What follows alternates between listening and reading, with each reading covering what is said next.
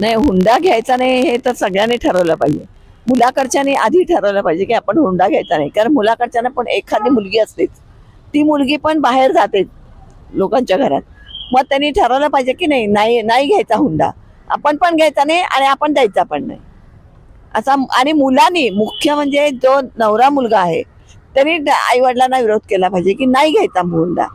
पूर्वीच्या काळी ठीक होतं, आई वडील लग्न ठरवायचे, आई वडील करायचे सगळं ते ठीक होतं. पण आता तसं नाहीये. आता तुम्ही सुशिक्षित आहे, तुम्हाला कळतंय हुंडा का घ्यायचा का नाही घ्यायचा, हे सगळं माहिती आहे का नाही तुम्हाला?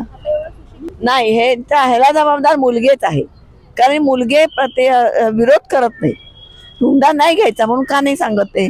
मी एवढा शिकलेला आहे, मला जसं तुम्ही शिकवताना पैसे वाढले तसं त्या मुलीला पण शिकवताना आई वडिलांचे त्यांचे पैसे गेलेले आहेत. मग तुम्ही का असं करता? नाही घ्यायचे आहे हुंडा.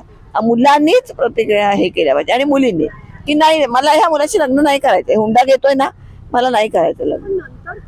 नाही तेच ना, मुलांनी आणि मुलींनी ठरवलं पाहिजे की नाही घ्यायचा आपण हुंडा. हा, दोन्हीच्या वर अवलंबून आहे. आई वडिलांना काय, आई वडील तर जुन्या काळातले, त्यांना वाटणारच ह्याने एवढा हुंडा घेतलाय मग आपण पण घ्यावा, असं नसतं. आणि ती मुलगी दर महिन्याला पगार देते, तो हुंडाच आहे की तुम्हाला, तो हुंडाच आहे एक प्रकारचा. उलट हुंड्यापेक्षा जास्त तुम्हाला मिळणार आहे पैसे, कारण ते आयुष्यभर तुमच्याच घरात नोकरी करणार आहे. बरोबर आहे का नाही? संपूर्ण व्हिडिओ पाहण्यासाठी ओनली मानिनी चॅनलला जरूर भेट द्या.